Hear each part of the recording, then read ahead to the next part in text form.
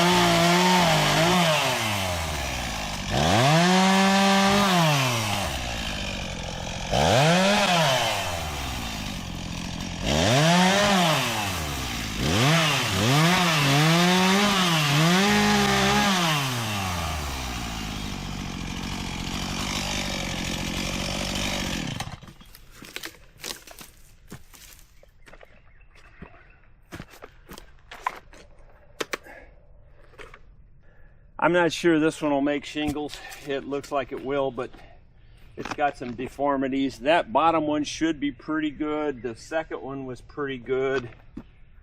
I don't know. You never know. It's really hard to make shingles out of these things. There's so many knots. And I just do the best I can with what I'm working with. Well, my friends, I have seen a lot of cedar sticky sap in my life, but today's the worst I've ever seen it. I cannot believe how it just, look, it's just all over these gloves. It's the worst I've ever seen. Usually you get a few drops here, a few drops there.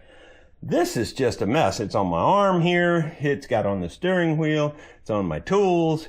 It's on everything. I've never seen it flow like it's flowing today.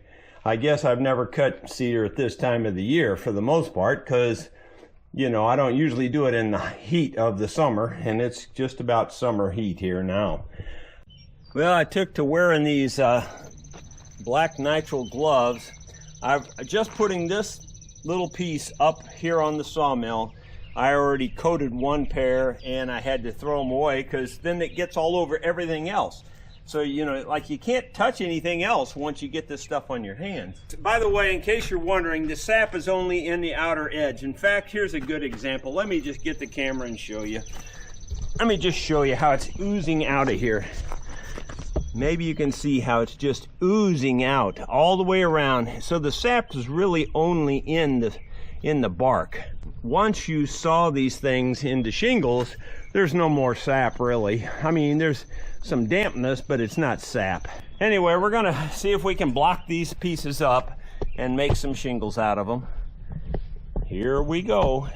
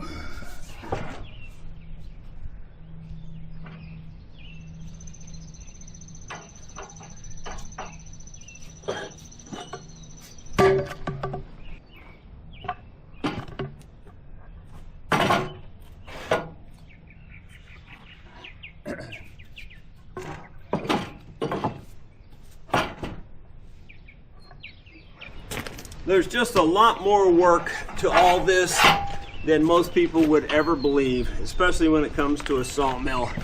You know, everybody thinks sawmills are just really awesome, and they are, but doggone, there's a lot of work to it. A lot more than you would ever think.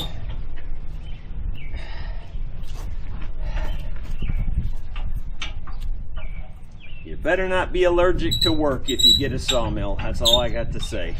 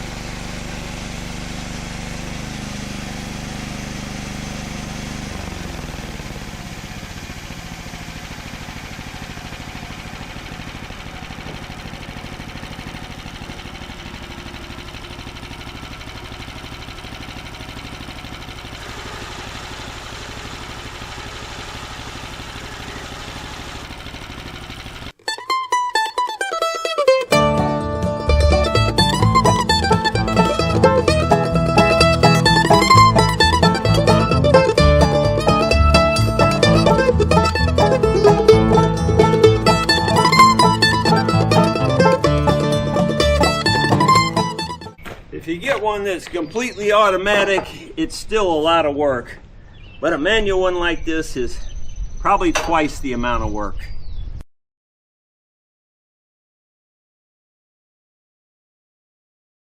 Trying to get the piece relatively square, and that ain't easy either.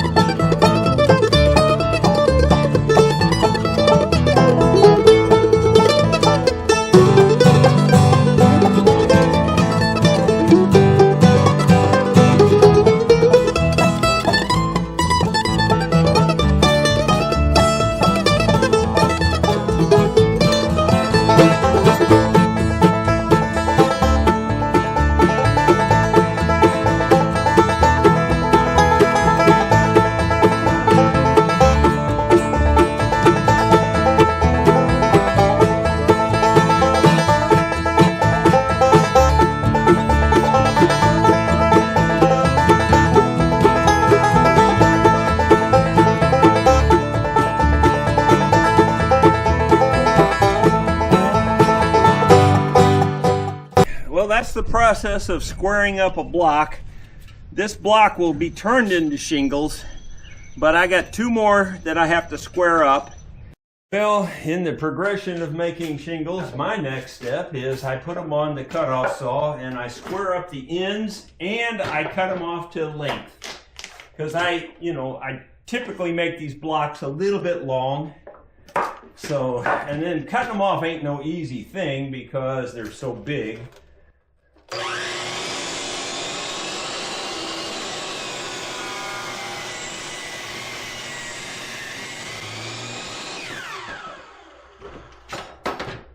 Nothing simple. Nothing simple about this. And if the sides aren't perfectly square, then these cuts don't usually make up square either.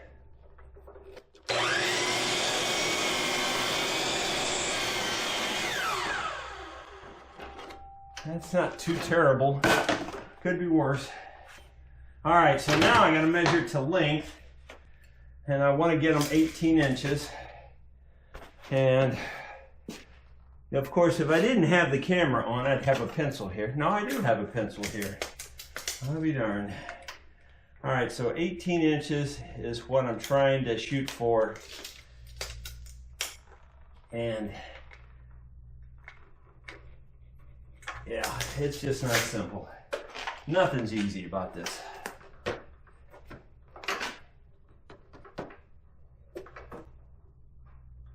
That's close enough for me. You gotta hold the guard up with your thumb.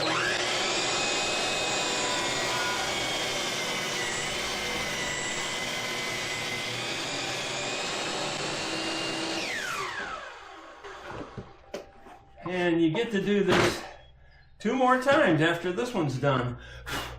So it's just a laugh a minute.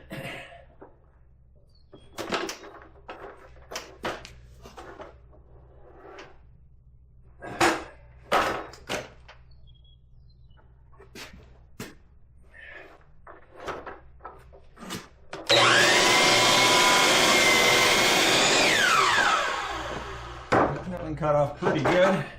All right, so now we have a block that's 18 inches long. I don't really care how big they are on their sides. I know that seems like that would be what you care about, but I can make them work out to almost any size. So I'm not too worried about that, but we will have to square these up, and I'll show you how we do that in a minute too. So there's lots of processes before you can even start making shingles. Lots of processes. Nothing simple.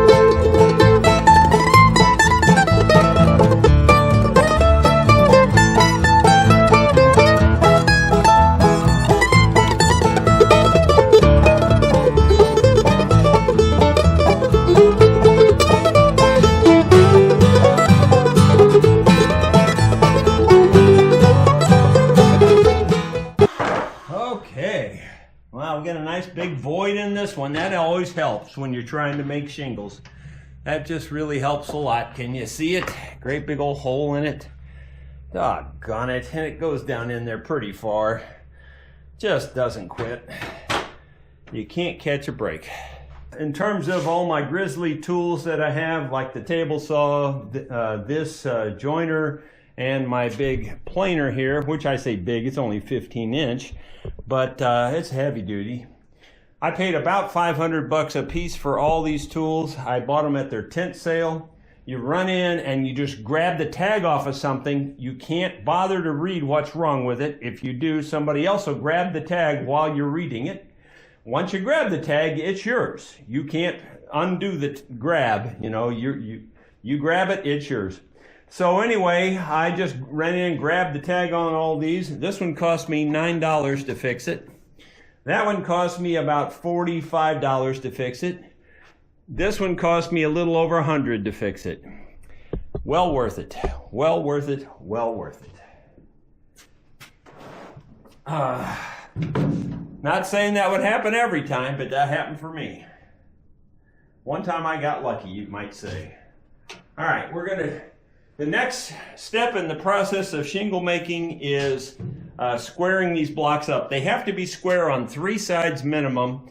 You don't have to square the 4th side, but it doesn't hurt if it is. But 3 sides for sure, and that'll be apparent more when we actually start cutting the shingles. And really, I guess if you got down to it, you really just have to have 2 parallel sides, but to get 2 parallel sides, you have to square the 3rd side to make that happen. At least I do. You might be able to do it a different way. But regardless, I gotta have 2 parallel sides.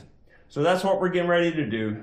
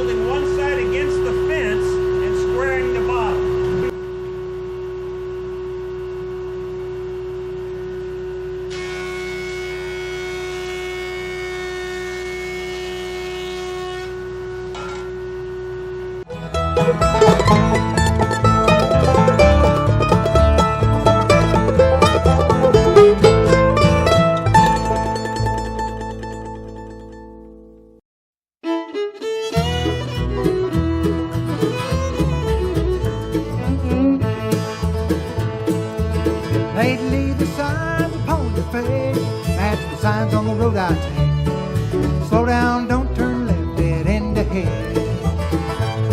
The caution light is lit as we head for the last exit, but I wonder what I'd find.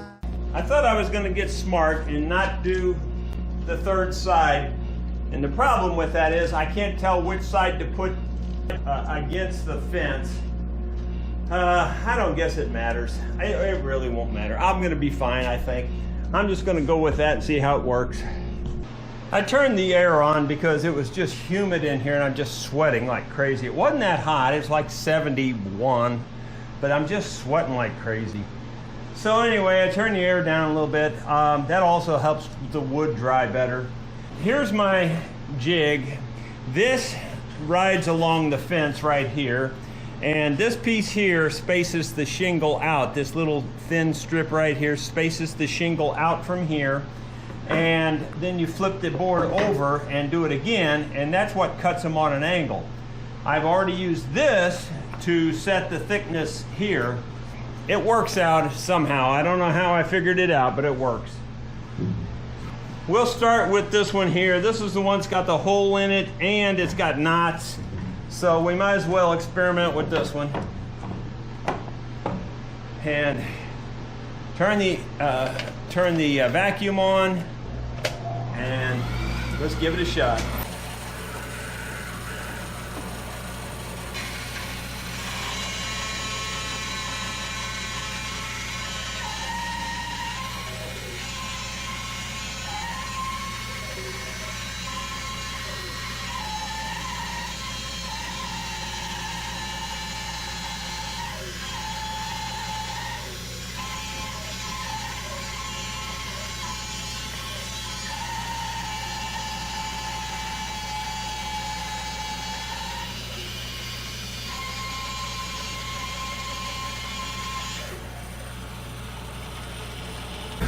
I really screwed up. I should have been cutting off of the unsawed face. That's what I did. I screwed up. Oh well.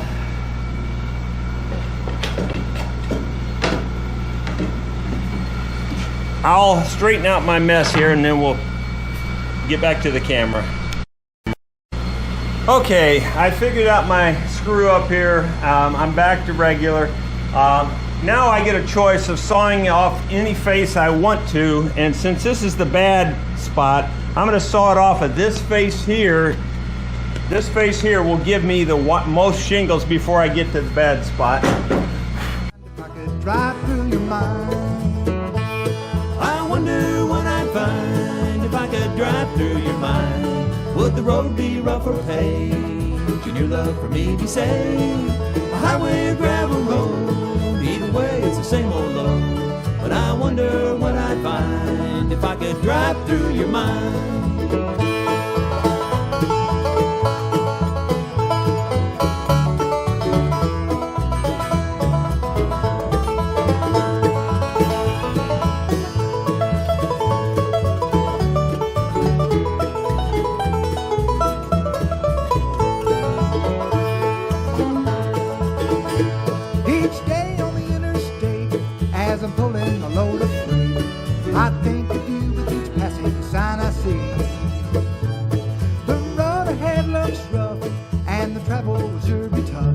But I wonder what I'd find if I could drive through your mind.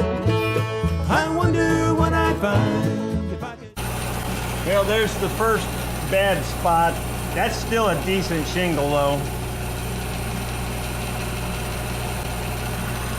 Not so much here. Drive through your mind. Would the road be rough or paved? Should your love for me be saved? A highway, gravel road, either way it's the same old load. But I wonder what I'd find if I could drive through your mind. Okay, well, we're gonna square up another block. I'm gonna keep going. I'll show you the pile of shingles when we're done. Well, there you have it, my friends. That's a lot of work to make that little pile of shingles. There's quite a few shingles there, and you get more out of it than you actually think you will. So there's quite a bit, but the work's not done yet because now I have to stack and sticker all of it. So I'll show you that process. Okay, you got to lay down two little sticks like this first. This is so that air can circulate around the shingles. And then you start with either thick end at that end or this end, doesn't really matter as long as you keep them all the same.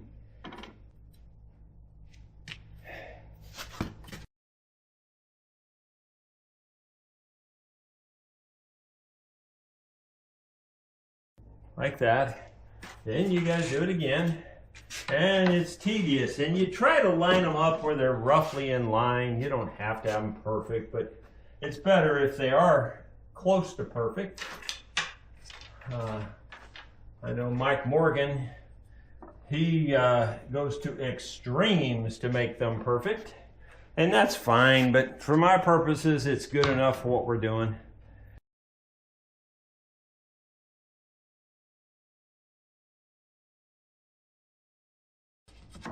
But if you don't do this, your pile will not dry and your boards will warp and curve and everything.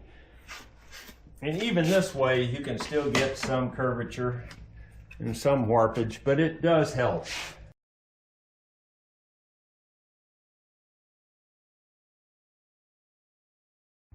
And you need way more stickers than you ever think you need. Always more than you ever have.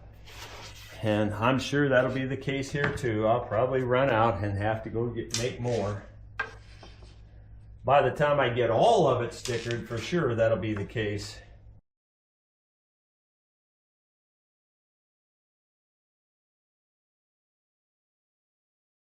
It's amazing that 3 little blocks like that can make this much material. It really isn't bad for just 3 little blocks. It's, you know, it's fairly efficient. There's very little waste when you're making shingles, very little, except for the parts that the tree itself grows waste. But in terms of the actual material, if there's no waste grown into the wood, well then there's really no waste introduced into it by the process. The process is super efficient. You might have one waste piece at the end, and sometimes you don't have any.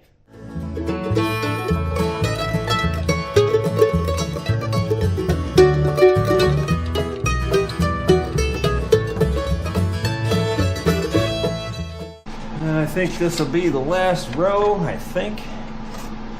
Yeah, probably won't even complete the row.